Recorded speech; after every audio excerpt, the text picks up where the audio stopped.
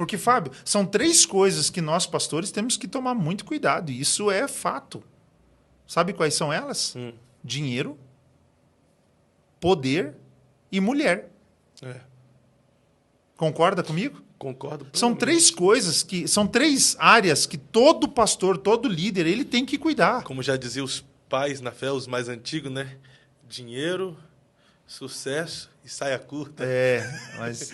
isso aí, as expressões dinheiro, que eles usavam. poder e mulher. Então, dentro dessa batalha espiritual que a gente vive, quais são as esferas que um líder vai ser atacado? Essas 3 áreas. E aí se fecha uma igreja porque muitas das vezes é atacada aqui. Aí, às vezes, quando não é a questão da influência do próprio líder, é o próprio povo. Que faz o quê? O que faz uma igreja, talvez, hoje fechar? Se o líder é um cara que é um homem de uma mulher só. Se ele não se perde para o dinheiro, ele não é dominado pelo dinheiro, mas ele domina o dinheiro. Se o problema dele não é mulher. Não é o poder. Não é o poder, não é mulher, não é dinheiro. Por que fecha essa igreja? Conduta ilibada, no geral, né? Por que fecha? É um homem de Deus, é um cara que ora, é um cara que, sabe, está se doando pelo evangelho, se doando pela igreja. Por que fecha? O que fecharia hoje? Imagine você agora, você é o pastor dessa igreja, tá, Fábio? Você é o pastor dessa igreja. Você não tem problema com dinheiro. Você não tem problema com desvio de caráter. Não vou ficar falando problema com mulher. Problema de desvio de caráter. Imoralidade. Você não tem problema... Qual é outro? Com o poder. Com o poder. Não te sobe a mente, você já pastoreia uma igreja, o sucesso está lá, está no podcast Eu Acredito. Você não... Está em alta. Nada... Nada disso te atinge, você é um santo homem de Deus, busca, prepara e de repente essa igreja se fecha. O que faz uma igreja fechar? Talvez a falta de contribuição, as pessoas entenderem os princípios bíblicos de contribuir. Porque, assim, não tem como uma igreja sobreviver, só a gente ora. A gente ora e a gente sabe que a oração é primordial para decisões, para escolhas na nossa vida. Mas, infelizmente, vamos lá, dinheiro não vai... A oração não vai pagar o aluguel, né? A oração não paga o aluguel. Vamos lá, Fábio. A oração não paga o som, não paga a luz. A oração também não dá capacitação para um missionário para fazer obra em outro lugar. Eu vou falar algo para você que agora nós já estamos entrando na área espiritual da coisa. Sim. Dentro da esfera espiritual.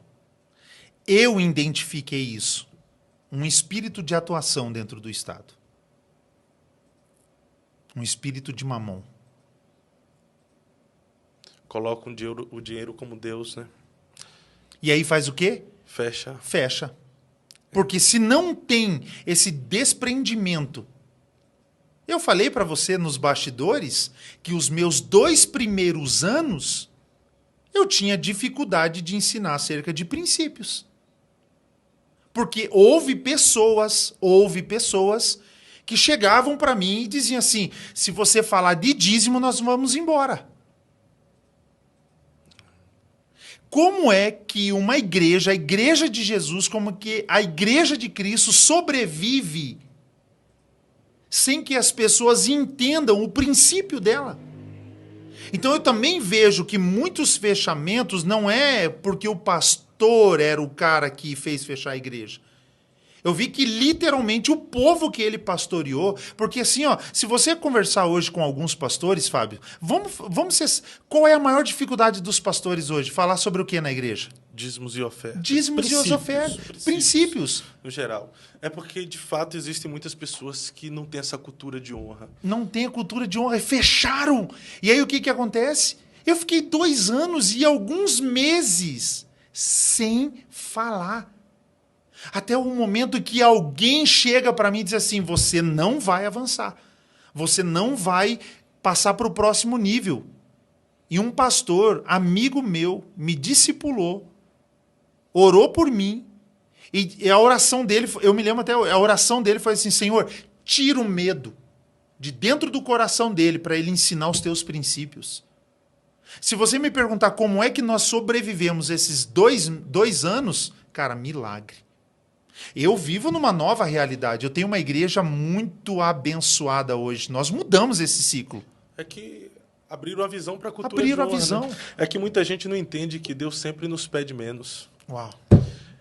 É que aconteceu esses tempos atrás de um multimilionário chegar na frente da igreja, parar a sua Ferrari, e lá o pastor está pregando, ele está pregando sobre dízimos e oferta, está falando sobre dinheiro.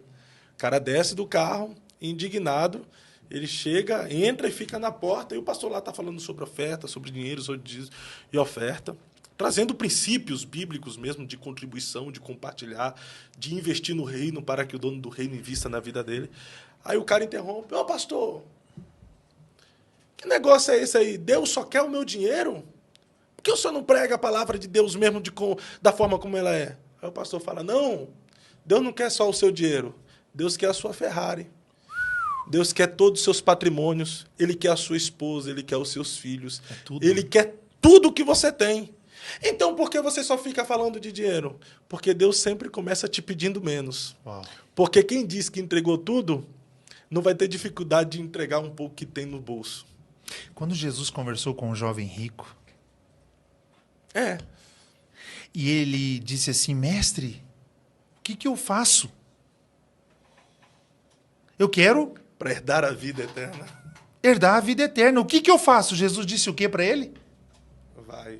Disse assim: vai, vende tudo o que você tem. Tudo é tudo. Tudo é tudo. Vai, era um jovem rico. Jesus disse: vai, vende tudo o que você tem e dê aos pobres. Eu parei um dia para pensar nessa passagem. Será que Jesus queria verdadeiramente que esse jovem ficasse pobre? Não. O que foi isso tudo? Na minha visão, Jesus testou onde estava o coração dele. Uau. Porque aonde está o teu coração, está o teu tesouro. Vai, vende tudo. Dê aos pobres. E me segue. Vamos embora. Jesus sabia, primeiro, que talvez ele não iria fazer isso, mas testou o coração. Porque o desejo do mestre não é que ele vendesse, pelo contrário. Ele não queria que ele ficasse pobre, mas estava testando o coração, porque os recursos eram necessários para o avanço do reino. Mas ele testou o coração.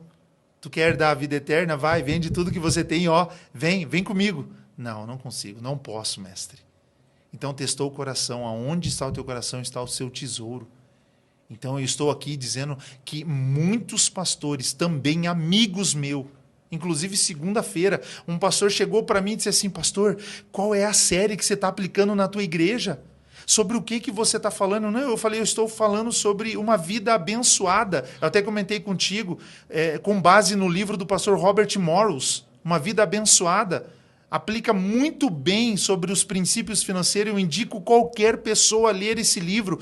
E eu peguei esse livro, dos 14 capítulos, eu transformei em 7 ministrações e a gente construiu uma série de ensinamentos sobre princípios na área financeira.